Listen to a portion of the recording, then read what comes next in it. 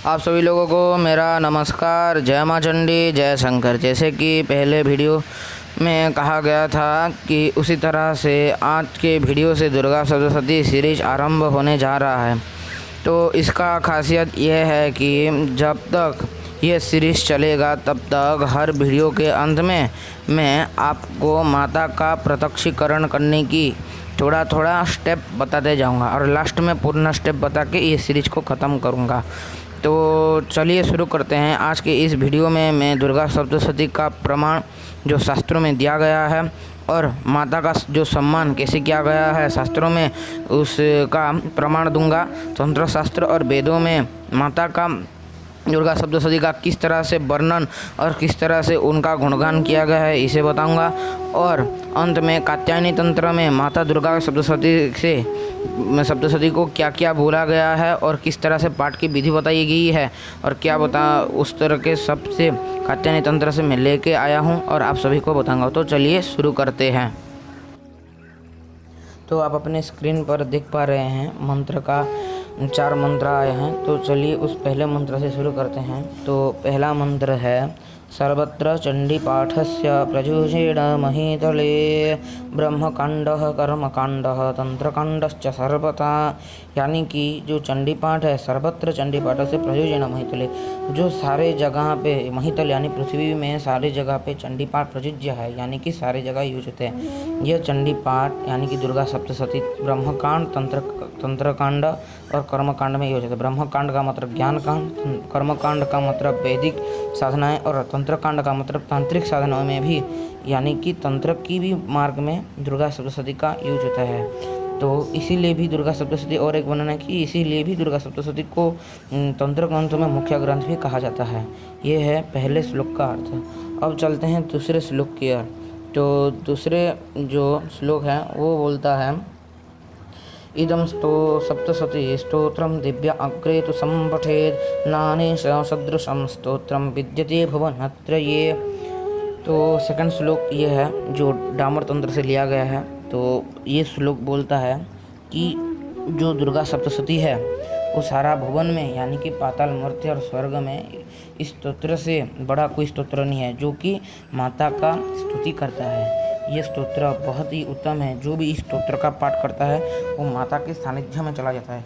अगर कोई माता के आगे यानी कि माता की मूर्ति यंत्र या प्रतिमा के आगे या फिर उनका जो पूजन स्थली होता है उसके आगे बैठ के इस स्तोत्र का पाठ करे तो माता उसको सर्वसिद्धि ऐश्वर्य और पुत्र आदि से युक्त करके अंत में अपने देहत्याग के बाद वो माता के लोक में जाके उसमें बहुत वर्षों तक जब तक माता चाहे तब तक वो उधर वास करके भोग विलास में रहता है। तो दूसरा श्लोक का यही मंत्र है जो डामर तंत्र से लिया गया था। अब चलते हैं तीसरे श्लोक की ओर। तो तीसरा श्लोक बोलता है जो मंत्र तो महोदधि से लिया गया है। तो मंत्र महोदधि वाला मंत्र बोलता है चंडिका प्रभजन्मर्त्ये धन धान्ये जसस्वजैः पौत्र ऋतारोग्य जुक्तो जीवत् शतं समाः।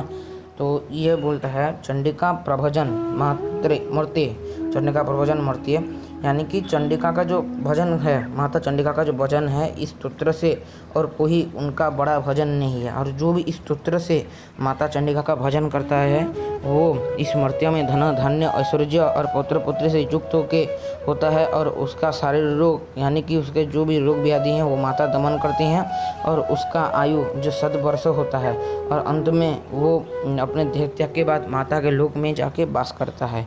ये है तीसरा श्लोक का अर्थ। अब चलते हैं चौथे श्लोक की ओर। जो चौथा श्लोक बोलता है जो देवी पुराण से लिया गया है ब्रह्म हत्यादि पापानां समनं परमं मतं वर्धनं चार्थधर्माण काम मोक्ष फलप्रदम। यह है चौथा श्लोक और यह श्लोक देवी पुराण से लिया गया है। और इस श्लोक का अर्थ है कि जो देवी पुराण में कहा गया है कि अगर किसी के द्वारा ब्रह्म हत्या का अज्ञातवश हो गया है यानी कि कोई अज्ञातवश ब्रह्म हत्या का पाप करता है और वो पछताता है यानी कि पश्चाताप करता है और माता चंडिका के शरण में आकर उनका इस महात्म्य का पाठ करता है तो वो इस ब्रह्म हत्या का भी जो पाप है उससे भी वो मुक्त हो जाता है और अंत में माता का जो लोक में जाके वास करता है। तो और भी कहा जाता है वर्धनम चातुर्धर्माणा कामो मोक्ष फलप्रदम। अगर कोई इस महात्म्य का पाठ करता है तो वो उसका धर्म का जो लेवल वो है वो बहुत ऊंचा हो जाएगा और वो काम मोक्ष ऐश्वर्य भोग करके इस लोक को त्याग करेगा और अंत में माता का लोक में जाके वास करेगा। अब चलते हैं 5वीं श्लोक की ओर। जो 5वीं श्लोक भी है वो भी देवी पुराण से लिया गया है। वो भी उधर भी कहा है कि जो मैं श्लोक बोल रहा हूँ आप ठीक से सुनिएगा। वाजपेय सहस्रै अश्वमेधस्यते सच जत्फलं लभते तत्फलं सतदा भवेत्। यानी कि जो वाजपेय अश्वमेध यज्ञ है और कोई भी बड़ा बड़ा यज्ञ है उस फल के मुताबिक यहाँ जो उससे जो फल मिलता है उसके मुताबिक ये देवी पुराण का जो है यानी कि जो बोल रहा है उसके हिसाब से जो दुर्गा सप्तशती है उसके पाठ से उसका सहस्र गुना ज़्यादा फल मिलता है। अगर कोई अश्वमेध यज्ञ का फल 1 गुना है तो अगर कोई दुर्गा सप्तशती पाठ करेगा तो उसका फल उससे 1000 गुना ज़्यादा प्राप्त करेगा। तो उसी तरह इधर भी देवी महात्म्य में यानी कि देवी पुराण में भी कहा गया है और इस तरह से वर्णना किया गया है कि जो देवी का जो यह महात्म्य है वो बहुत ही उच्च है। यानी कि जो माँ का जो वंदना है उसमें वो भारी उच्च है और जो भी पाठ करता है वो माँ के सानिध्य में जाके वास करता है। एंड अब चलते हैं 6वें श्लोक की ओर। तो 6वां श्लोक है भुवनेश्वरी संहिता से लिया गया है। जथा वेदो ह्यनार्दी तद्वत् सप्तशती स्मृता। ये भुवनेश्वरी संहिता से लिया गया है। इधर बोलता है वेद जिस प्रकार अनादि है यानी कि जो वेद जिस प्रकार उनका आदि नहीं है कि अंत नहीं है उसी प्रकार ये भी दुर्गा सप्तशती है इस प्रकार ये भी अनादि है यानी कि इसका भी अंत नहीं है कभी। अगर इसकी जो ऊर्जा है इसका ऊर्जा का कभी अंत नहीं होता। यानी कि जो भी माता का जो इस महात्म्य का श्रवण पठन करता है उसका भी जो माता के ऊपर जो भरोसा रख के इस महात्म्य का पाठ करता है उसके ऊपर जो माँ कृपा करते हैं उस कृपा का भी कोई आदि नहीं कि अंत नहीं है। यानी कि माता इतना कृपा करती हैं कि वो जैसे बोलते हैं ना ईश्वर जब देता छप्पड़ फाड़ के उसी तरह का ये भी हो जाता है। तो इस तरह से बहुत सारे पुराणों में देवी का वर्णन है। तो चलिए अब जानते हैं कि जो षटकर्म में दुर्गा सप्तशती का किस प्रकार से प्रयोग होता है। मैं इधर आप सभी को ज़्यादा कुछ नहीं बोलूँगा, बस मैं बता दूंगा कि कौन सा अध्याय किस लिए यूज होता है। यानी कौन सा चरित्र, अध्याय तो नहीं बोल सकते, इसको चरित्र बोला जाता है।